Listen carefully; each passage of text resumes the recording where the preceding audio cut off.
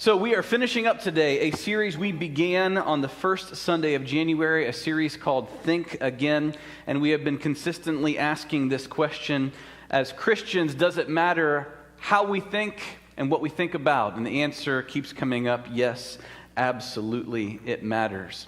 Today we conclude the series. If you haven't been with us throughout it and you're thinking, I'd like to know more about that, you can go to our website and you can go to our podcast and you will find information there on how to listen to all the previous sermons in this series. But today we're going to focus on people and peace, because at the conclusion of what we've been studying, which is only 2 verses, Philippians 4, 8, and 9, we have all of these, think about these things, right? Think in these ways. But then Paul concludes the thought, and it's all one thought, where he shows us the value of mentors and the presence of God's peace.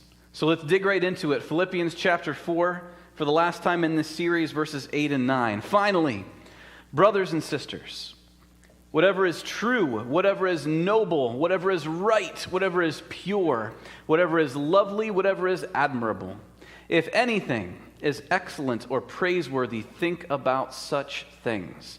Whatever you have learned or received or heard from me or seen in me, put into practice, and the God of peace will be with you. So we've unpacked these ideas one word at a time over the last 8 weeks or so. And now we get to the conclusion where Paul essentially says, I can tell you to think in these ways in part because you should have seen this way of thinking enacted in my life. In other words, this isn't just a philosophical exercise. You shouldn't just think about what would it mean to be true or right or pure. No, thinking eventually translates into life. Paul is saying, you had me in your lives, teaching you, living among you. Basically, the ideas that he's been talking about, thinking in these ways, took up flesh, was incarnated within Paul. Whatever you saw in me and heard from me, put those things into practice. Think of it this way. If you were to think about how to be a generous person with your time, with your resources, with your energy, with your passion, with your home, with whatever you have, but if all you ever did was think about ways to be generous, but you never actually put them into action, would you be a generous person? Not really. You'd be a person with a lot of great philosophy on how to be a generous person, but you wouldn't actually be living a generous life. So this is where Paul sort of takes all these ways of thinking and says, and you should have seen this in action in my life. It's not the only time Paul speaks this way when writing to one of these churches. For instance, in 1 Corinthians, it's Paul writing again. He says in chapter 11, verse 1, follow my example as I follow the example of Christ. Follow in my footsteps, because my footsteps should actually lead you deeper into the knowledge and experience of Jesus. Again, in Philippians 3, the book we've been in this entire time, just a chapter before, he says to that church, join together in following my example, brothers and sisters. And just as you have us as a model, keep your eyes on those who live as we do. Look for our footsteps, our spiritual footsteps, and follow after us. Led me to this question this week that we'll circle back to at the end, but think about for a moment, who are the people in your life, past and present, who fill this crucial role of mentoring? Who has been or currently is a mentor for you? Whose footsteps do you observe and go, yes, these footsteps lead me closer to Jesus? Because those are relationships, my friends, as Christians, we desperately need. They're all throughout Scripture. It's a very biblical idea of these footsteps we follow, the mentors that we have in our lives. Joshua had Moses. Elisha had Elijah. Jesus, of course, had the 12. And even further into the New Testament, the guy Paul, we've been talking about in Philippians, he had a young protege named Timothy. The idea of mentoring and following in the footsteps of someone else is thoroughly biblical and tremendously valuable. So here's the question I have for you, sort of a follow-up, and this one hurts a little bit. Are you comfortable saying something similar to Paul? Can you say, follow me as I model following Jesus? Now, is there a little part of you that goes, maybe not yet? I would like for that to be true, but I'm not sure that I can make that, that proclamation. And I get it. There's a built-in sense of humility there that's actually good. It's good that you would kind of go, well, I don't know. But I want to make this really clear. A statement like this is not about perfection. It's about pursuit. And here's what I mean by that. By saying, follow me as I follow Jesus, you're not saying I will make a perfect footstep for you. But what you're saying is, I'm consistently pursuing Jesus. I'm going after him. And if you follow after me, you will go in a direction that's not perfect, but it's a direction that will lead you closer and deeper into who Jesus is and what he has for you. It's about pursuit and not perfection. And again, I actually think that if there's somebody you have said, follow in my footsteps, and they see you trip and fall and wipe out, that actually is hugely valuable, because then that person sees how you, by God's grace, will stand back up and continue pursuing Jesus. Are we willing? Are we able? Are we interested in saying, I'm pursuing Jesus, and you can follow in my footsteps? This idea of actions coming from our thoughts is something that's a very powerful idea, I think, that our thoughts lead to actions which then shape our lives. A couple of quotes get us thinking in that direction. First, this one: watch your thoughts, and they will become words. Watch your words, they'll become actions. Watch your actions, they will become habits. Watch your habits, they become character. And watch your character, for it becomes your destiny. I love the flow. Watch your thoughts, and it begins with our thoughts. But our thoughts then get manifested all the way down the line and tremendously shape who we are. There's some disagreement on where this quote actually comes from, over as much as almost 200 years difference. Some people attribute it to Ralph Waldo Emerson, some people to Margaret Thatcher, but a lot of people believe it was actually put together by a guy named Frank Outlaw, who was the guy who started the Buy Low grocery store chain in the southern United States. And can I just say that I love that combination? Ralph Waldo Emerson, Margaret Thatcher, Frank Outlaw. I picture him as a Texan with the boots and the whole deal, starting his own restaurant chain, because that's what you do, right? But beyond who said it, it's true. Our thoughts seep into everything that comes after, and eventually our lives are shaped by them. The great theologian C.S. Lewis said it in a slightly more Christianized way when he said this: every time you make a choice, which is where our thoughts lead to, our choices, every time you make a choice, you are turning the central part of who you are into something a little different than it was before. And taking your life as a whole, with all of your innumerable choices, all your life long, you are slowly turning this central thing into a heavenly creature or a hellish creature, either into a creature that is in harmony with God and other creatures and with itself, or else into one that's in a state of war and hatred with God and its fellow creatures and with itself. Each of us at each moment is progressing to one state or the other. Our thoughts form our choices form our actions, character, destiny. It's all tied together, and our thoughts are really where it begins. So our thoughts have a lot to do with how we build our lives. We may not think that on the surface, but the ways that we think and what we think about have a tremendous impact on how we are building our lives. And I want to focus on the idea of building your life, because there's another passage I want to launch from today, I think, that's a great complement to this Philippians 4 stuff we've been in. There's a parable Jesus tells at the very end of the Sermon on the Mount that's about building your life that I want to reference this morning. Matthew chapter 7, starting in verse 24. Jesus is speaking, and he says, everyone who hears these words of mine and puts them into practice is like a wise man who built his house on the rock. And the rain came down, and the streams rose, and the winds blew and beat against that house, and yet it did not fall, because it had its foundation on the rock. But everyone who hears these words of mine and does not put them into practice is like a foolish man who built his house on sand. The rain came down, and the streams rose, and the winds blew and beat against that house, and it fell with a great crash.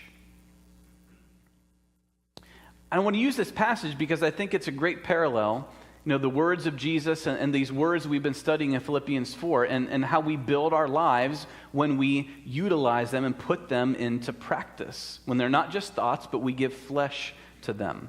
And one of the real jarring things I realized as I read this, and maybe I knew it before, but it really came it was starkly in front of me, is that it's very possible to hear words that are constructive regarding a stable and healthy Christian life and disregard them altogether. So let me make it a little more clear. It's really, really possible to be in church and being in church is not enough. You could be here and hear all of my words and they could deflect off of you and not be put into practice. Jesus said people heard his words, and I am confident they were way better than mine, right? They heard his words and disregarded them. The hearing is important, but the hearing and then putting into practice is what actually builds and shapes our lives. I was actually talking to Mike about this earlier this week because we usually bounce sermon ideas off one another. And he said, I taught this recently with the youth group and had this realization. And he said, you can steal it. It's fine.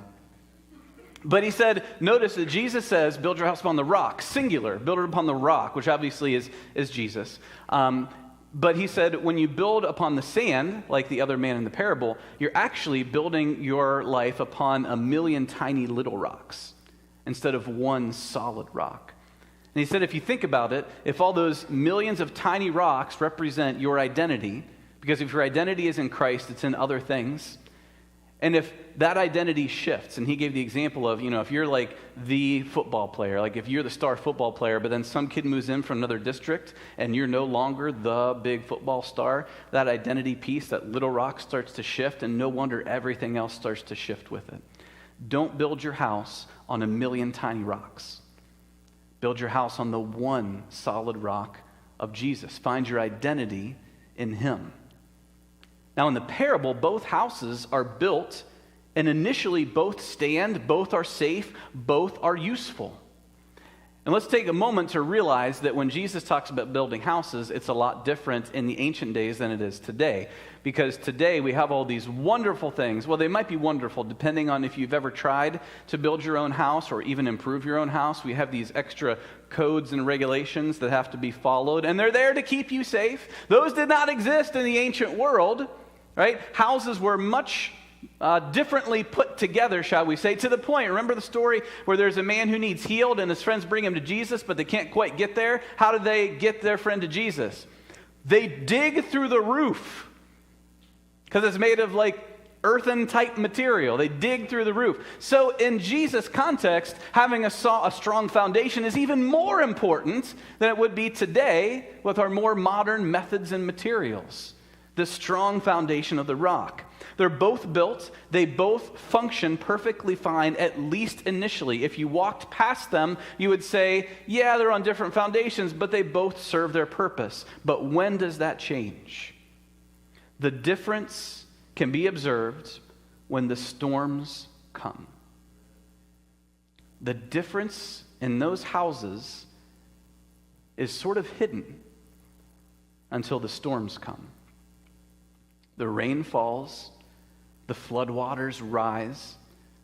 It says that the wind beats against the house. It reminds me of earlier this week, if you saw in the news, the tornadoes that just ripped through the southern United States and killed 20 some odd people, right? If you would have walked a month ago past all those houses, you would have said, yeah, they're functional. They work. But man, when the storm came, it became clear that their functionality was pretty limited in the face of winds that were upwards of 150, 160 miles an hour.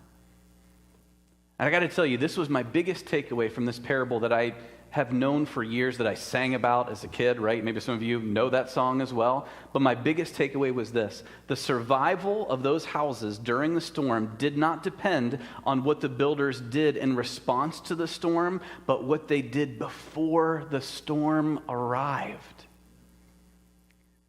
How many times as Christians do we think everything's fine, and then the storm comes and we go, ah! Things are slipping and I'm being blown around, right? The difference in the houses was not how they responded when the storm came, but what they actually did even before the storm was ever there. Now, if you put into practice these ways of thinking we've been talking about, first of all, it will change your day-to-day life as a growing Christian, absolutely. But do you know what else you're doing? You are further building on the rock when you learn to think and live in these ways so that when the storms come, not if, when the storms come, you will be solidly founded on the rock of Jesus. Because the storms will come. And it's not what we have heard that will make the difference, but what we have heard and put into practice that will make the difference. And Paul concludes this whole thought, the ways of thinking and the mentorship, he concludes it by saying, and the God of peace. In the middle of all of it, the God of peace will be with you. Jamie Rasmussen, the man who wrote the book, How Joyful People Think, that's sort of been the inspiration for this entire series, he says this, the verse, that part of the verse might actually most grammatically straightforward be translated in this way, and the God who is peace will be with you. And it may be splitting hairs a little bit to say, is there a difference between the peace of God and the God of peace? And maybe that's getting too fine of an edge to it, but I do think this. I think sometimes we I would love the peace of God because I would like to get things from God. But boy, the God of peace, I don't know about that. I don't know if I want to be that close to God. I want the peace to come. Can he send it from a distance and I'll just catch it? I'll catch it in my spiritual bucket. But do we want the God of peace? Because that's also the God of justice and holiness. But that God of peace is present with us. In the book, Jamie uses an analogy I want to use to get us thinking about this in a deep way. Because listen, presence is a powerful thing. Imagine it this way. Imagine you receive a phone call, and the person on the other end of the phone says, you are a winner. You entered into some, contest, sweepstakes, whatever, and you've won. Right? And here's what you've won. You have won a 3-week, all expenses paid vacation to the tropical destination of your choice. I'll let you come up with that in your own brain. To the tropical destination of your choice, 3 weeks, all expenses included for you and a friend. So bring the person most important to you in the world and come along for this amazing vacation experience. You hang up the phone, which I don't know why I do this because nobody does that anymore. Nobody has a phone that does this. So you hang up the phone, right? You hang up the phone, and then immediately you start planning. Oh, it's going to be incredible. You look up the weather forecast. You think, what's around there to do? Because they're paying for the flight. They're paying for the food. They're paying for the hotel. What's this hotel look like? Oh, and then 2 days later, imagine you get another phone call, and they say, we've got an offer for you. We've decided that we are going to upgrade everything. Still 3 weeks, but you're going to get first-class airline. You're going to get 5-star hotels. You're going to get the choicest food, the best activities. But there's one catch. You have to come by yourself. Now, for the extremely introverted in the room, they're like, glory, hallelujah. But for most of us, it's like, will it be as enjoyable if I'm not in the presence of someone that I love, if I'm not sharing that experience with someone else, if the presence isn't a shared thing? Presence is a powerful, powerful thing. And I think we know in our brains, but we forget that God is always present. Our awareness of God's presence can come and go, but God is always present with us. It's not a matter of will God show up. That's what I really don't like that phrase. I know what people mean, and then God showed up. Where was he before? He's always present. Now, our awareness of that presence is what can ebb and flow.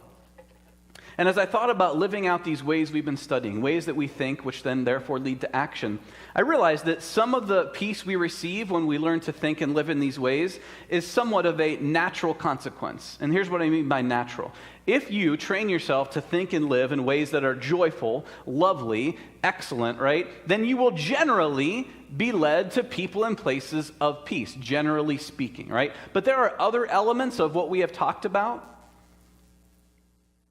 There are some ways that we have discussed where you think, specifically ways like think about what is true and what is just. And if you think and live in ways that are truthful and just, you will bump up against a world that is teeming with lies and injustice. And in those moments, my friends, you will need the God of peace to be with you. Because if we truly embrace thinking and living in ways that are true and just, and we speak for truth and we speak against injustice, there will be reactions from the world in which that is the norm. And we will desperately need the God of peace to be present with us. And that God of peace present with us, I want to finish with this idea. Just one verse earlier than everything we've studied. We've studied Philippians 4, 8, and 9. Just the very verse before, like bookends this idea of God's peace. But do you know what it teaches us? That peace transcends all understanding. Now, I love the Bible in its totality. There are some parts I really, really love. This is one of my favorite phrases.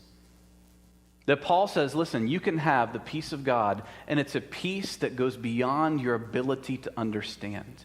And initially, I think we go, wait a second, if I can't understand it, then do I really, I don't know, I need to be able to explain it. I need to be able to map it out. I need a bullet list. I need a formula.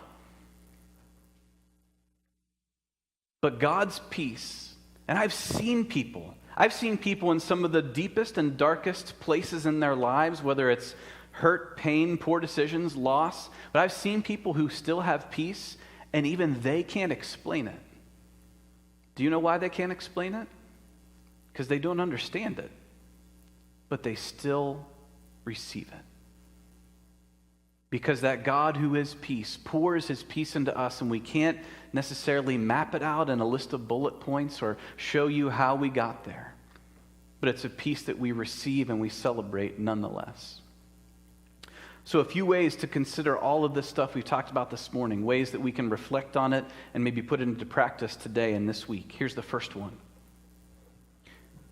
Consider the people who have been the most significant Christian mentors in your life. Thank God for them in this moment, and then make plans right now to contact them somehow this week and thank them for their guidance and their inspiration in your life. Whether it's someone who presently is that mentor you're following in their footsteps, or maybe it's someone from your past. You can thank God for them today, even if they're not still with us. But if they're still alive, I'd encourage you, reach out, phone call, text message, postcard, whatever it takes, carrier pigeon, I don't care. Figure out a way to tell those people, thank you so much for being footsteps that I could follow. I'm telling you, it will mean the world to them. Secondly, how comfortable are you saying something like, follow me as I model following Jesus? And if there's some hesitation in that idea, dig down into that and say, wow, what gives me hesitation to be able to say, follow me as I'm pursuing Jesus? Because there might be something there you need to dig down into a little bit more deeply. Third, which way of thinking from this entire series is one that you need to utilize a little bit more as you build your house upon the rock, as you make those deposits into that strong foundation so that when the storms come, you will be held secure? And then lastly, in what areas of your life do you need to be filled with the peace from God that surpasses understanding?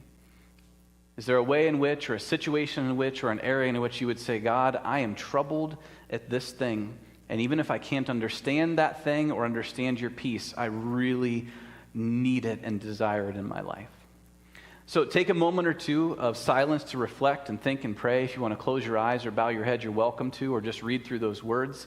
And then in a moment, I will close that time with a word of prayer, and then we will sing one more song together before we go.